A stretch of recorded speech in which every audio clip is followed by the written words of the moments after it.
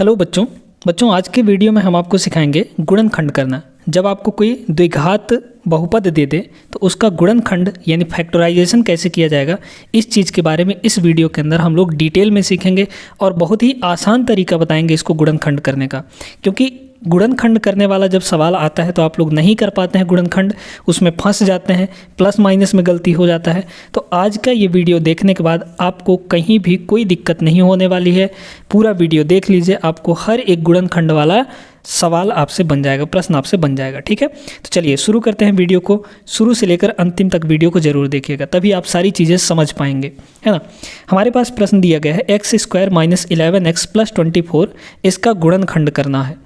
गुणनखंड कैसे करेंगे, पहले यहाँ पे ये जो दिया गया है ये हमारा कौन सा बहुपद है, द्विघात बहुपद है, यानी x का वेरिएबल का जो अधिकतम घात है वो कितना है, 2 है बच्चों। तो ये एक द्विघात बहुपद है यानी कि क्वाड्रेटिक पॉलिनोमियल है। ठीक है, तो यहाँ से इसको चलिए सॉल्व करते हैं हम लोग, है ना। हमारे पास दिया क्या है, हमारा जो बहुपद है वो दिया है x² - 11x और +24। सबसे पहले हमको ऐसे प्रश्नों में क्या करना होता है, x² के बगल में क्या है बच्चों, कुछ नहीं है ना, यानी इससे हमारा एक मल्टीप्लाई हो रखा है कि नहीं हो रखा है। किसी भी चीज़ के बगल में कुछ नहीं होता है, इसका मतलब हम मान लेते हैं कि उसके साथ एक का मल्टीप्लाई हुआ ही होगा। तो x² के बगल में हमारा 1 है और ये जो अचर पद है आपका, माने जिसके साथ x नहीं लगा है, वो हमारा लास्ट वाला टर्म है। तो हमको क्या करना है ना, शुरू वाले को और लास्ट वाले को मल्टीप्लाई करना है। ये काम आप लोग इधर रफ वर्क में कर सकते हैं। तो शुरू वाला हमारा 1 है ना, x² के बगल वाला को लेना है, 1 है, इनटू लास्ट वाला क्या है हमारा प्लस का 24 है। अगर यहाँ पे माइनस साइन देता तो माइनस को लेकर करते, जो साइन दिया रहेगा ना यहाँ पे साइन को लेके मल्टीप्लाई करना है। +24 है ना, तो यहाँ पे +24 का मल्टीप्लाई कर दीजिए आप लोग, कितना हो जाएगा ये आपका आ जाएगा प्लस का 24। 24 का 1 से मल्टीप्लाई करेंगे 24 से होगा। अब इस 24 को जो मल्टीप्लाई करने पर आया है, मल्टीप्लाई करने पर 24 आया, 24 को हम लोग क्या क्या लिख सकते हैं, किस 2 नंबर के मल्टीप्लाई के फॉर्म में लिख सकते हैं। 24 को लिख सकते हैं, एक तो हो गया हमारा 1 × 24 लिख सकते हैं, एक हो गया हमारा 2 × 12 लिख सकते हैं। 24 को आपको लिखना है ना। एक लिख सकते हैं कि 3 × 8 है ना, 3 × 3 = 24 भी होता है। एक लिख सकते हैं यहाँ पे 4 × 6, बस इतना ही लिख सकते हैं। और इसके अलावा कुछ लिख सकते हैं क्या, बिल्कुल नहीं लिख सकते। तो 24 को इस 4 फॉर्म में लिख सकते हैं, इस तरीके से आपको बना लेना है।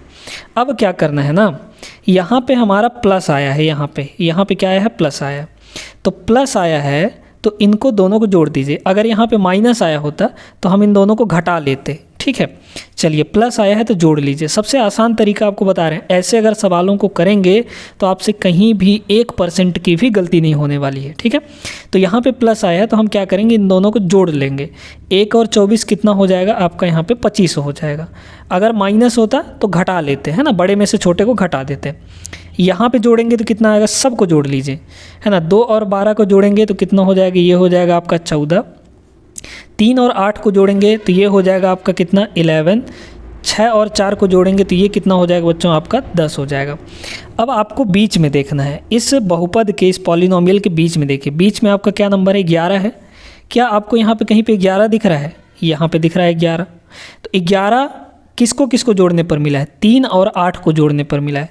तो इस 11 के जगह पर हम क्या रख देंगे, 3 और 8 रख देंगे, यानी 3 + 8 रख देंगे, है ना। तो कितना हो जाएगा हमारा, ये हो जाएगा। इसको आगे हम लोग सॉल्व करेंगे। x² - 11 की जगह पर क्या रखेंगे, 8 + 3। हाँ, एक चीज़ का ध्यान रखिएगा, प्लस करें या माइनस करें, अगर आप बड़े नंबर को पहले लिखेंगे तो वहाँ पे ज़्यादा आसानी से आप समझ पाएंगे।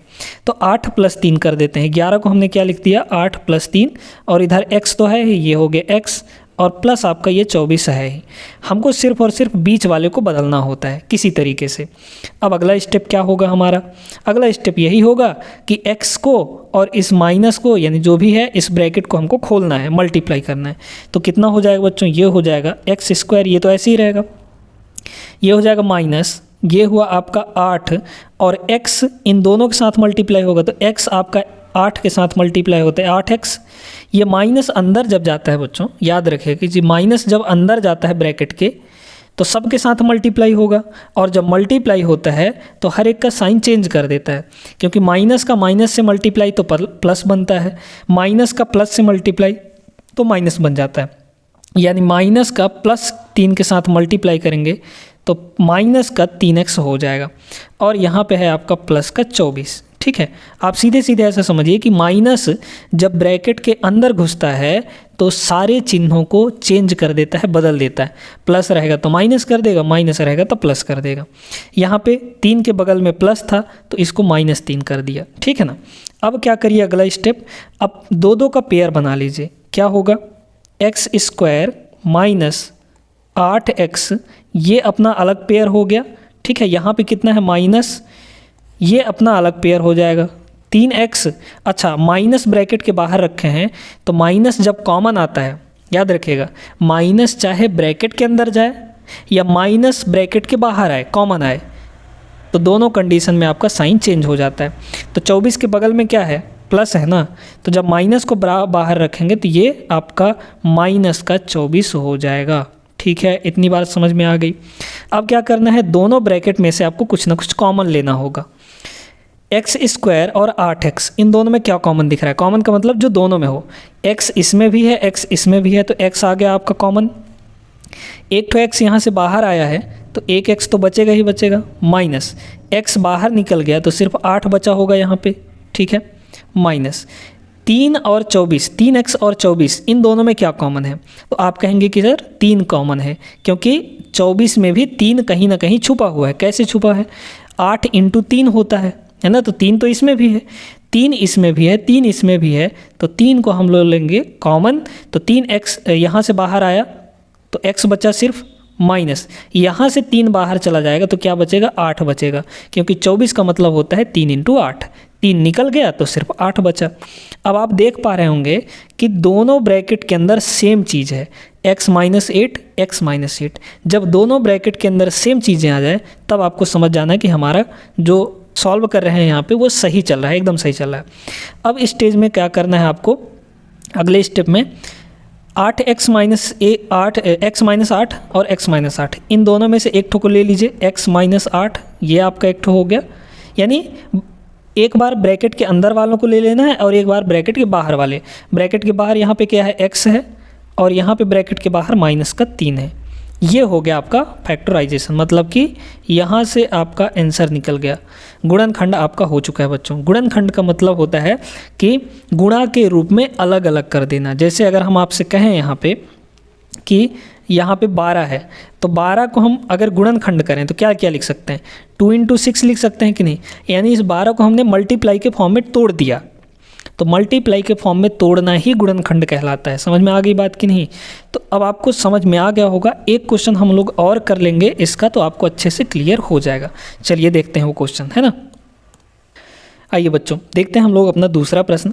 इस प्रश्न में थोड़ा सा चेंज ये है कि आपको लास्ट में माइनस वैल्यू दे रखा है ना, तो कुछ नया प्रश्न है। चलिए करते हैं, वैसे ही करना है, सेम स्टेप आपको फॉलो करना है, कहीं भी दिक्कत नहीं जाएगी आपको। क्या दिया है प्रश्न में, यहाँ पे देखिएगा, हम लोग इसका सोल्यूशन कर रहे हैं, सॉल्व कर रहे हैं। क्या दिया है, x² - 6x और -16 दिया गया है। आपको x² के बगल में कुछ नहीं दिख रहा है, अगर कुछ होता तो 1 रखने की ज़रूरत नहीं पड़ती, ऑलरेडी कुछ ना कुछ होता। x² के बगल में आपका 1 है और -16 है, तो 1 और -16 का कर दीजिए मल्टीप्लाई, 1 और -16 का कर देंगे मल्टीप्लाई, तो कितना आ गया, -16 आ गया। अब इस 16 को क्या करेंगे, हम लोग देखेंगे कि क्या क्या लिख सकते हैं 16 को। तो 16 को लिखा जाता है 1 × 16 लिख सकते हैं, 1 लिख सकते हैं 2 × 8, है ना, और 1 लिख सकते हैं यहाँ पे 4 × 4। 16 को यही 3 तरीके से लिख सकते हैं कि नहीं। ठीक है, माइनस लगा है तो सभी को घटा दीजिए। यहाँ घटाएंगे तो कितना आएगा, 16 में 1 घटाएंगे तो आपका आ जाएगा 15।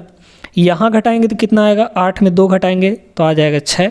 यहाँ घटाएंगे तो 4 में 4 घटाएंगे तो आ जाएगा 0। अब आपको बीच वाले को देखना है, बीच में क्या है आपका 6 है। 6 आपका कहाँ मैच हो रहा है, इस वाले में, यानी 6 को हम लोग लिखेंगे 8 - 2।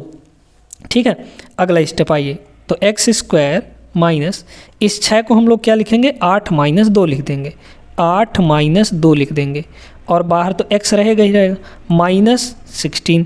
अब ब्रैकेट खोलना है आपको, क्या कर देंगे यहाँ पे, तो ये हो जाएगा 8x अच्छा ये माइनस अंदर जाएगा तो यहाँ का साइन चेंज कर देगा, यानी कि प्लस का ये 2x हो जाएगा, x आपका दोनों के साथ अंदर मल्टीप्लाई हो जाएगा, है ना। माइनस यहाँ पे 16 हो गया। अब आइए दो दो का पेयर बना लेते हैं, तो हो जाएगा एक्स स्क्वायर माइनस का आपका 8x, एक पेयर ये हो गया आपका, प्लस यहाँ पे ये हो जाएगा 2x माइनस का 16। अब देखिए साइन यहाँ का नहीं चेंज हुआ, क्यों नहीं चेंज हुआ, ब्रैकेट के अंदर रखे तो, क्योंकि ब्रैकेट के बाहर प्लस का साइन था, और ब्रैकेट के बाहर अगर प्लस का साइन रखते हैं तो अंदर किसी का भी साइन चेंज नहीं होगा। ब्रैकेट के बाहर अगर माइनस होता तभी ब्रैकेट के अंदर के सारी साइनें चेंज हो जाती हैं ना। चलिए अब हमको कॉमन लेना है, यहाँ से क्या कॉमन आएगा, तो यहाँ से कॉमन आएगा x, तो ये हो जाएगा x माइनस 8 अंदर बचेगा कि नहीं, प्लस इन दोनों में से क्या कॉमन आएगा, तो आप कहेंगे 2 कॉमन आएगा, तो बचेगा x माइनस 2 यहाँ से ले लिए हैं तो 8 बचेगा, क्योंकि 8 दूना 16 होता है, ये हो गया आपका 8। एक बार ले लीजिए ब्रैकेट के अंदर वालों को, ब्रैकेट के अंदर आपका x माइनस 8 है, और एक बार ले लेंगे हम लोग ब्रैकेट के बाहर वालों को। ब्रैकेट के बाहर क्या है बच्चों, यहाँ पे x प्लस 2 है, तो ये आपका करेक्ट आंसर हो गया। बस ये फैक्टराइजेशन के फॉर्म में टूट चुका है, यानी फैक्टर हो चुका है, इसका गुणनखंड हो चुका है। तो ये सबसे आसान तरीका आपको बता दिए हैं, आपको शुरू और लास्ट वाले को मल्टीप्लाई करना है, उसके बाद अलग अलग तरीके से यहाँ पे देख लेना है कि क्या होगा।